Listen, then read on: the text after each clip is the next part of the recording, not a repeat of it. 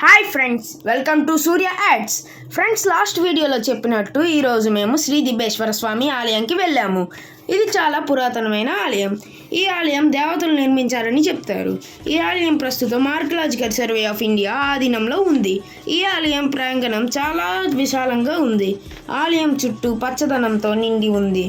వాతావరణం చాలా ప్రశాంతంగా, నిర్మలంగా ఉంది. మన మనస్సులో భక్తి భావన పెంపొందిస్తుంది. ఈ ఆలయం 10వ శతాబ్దంలో కళింగ రాజులచే నిర్మించబడింది అని చరిత్రలో ఉంది. ప్రస్తుతం ఈ ఆలయంలో పూజారి సోమవారం మాత్రమే ఉంటారు. మిగతా రోజులు భక్తులే పూజ చేయాలి. ఈ శివలింగం చాలా పాతది కాబట్టి అభిషేకం నీటితోనే చెయ్యాలి. మిగతా వాటితో అభిషేకం చెయ్యాలి అంటే ఆలయం ముందున్న శివలింగానికే చెయ్యాలి.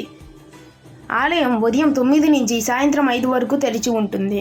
ఇతర వివరాలు ఆర్కియలాజికల్ సర్వే ఆఫ్ ఇండియా వాళ్ళు రాసి ఉంచారు. ఈ ఆలయంకి తూర్పున చాంపావతి నది ప్రవహిస్తుంది.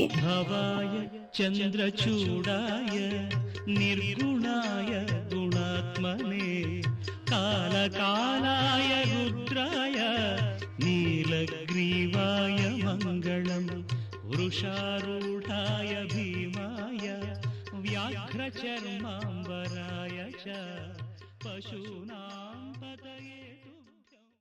ఈ ఆలయం సారిపల్లి ఊరికి ఈశాన్య దిక్కున ఉంది.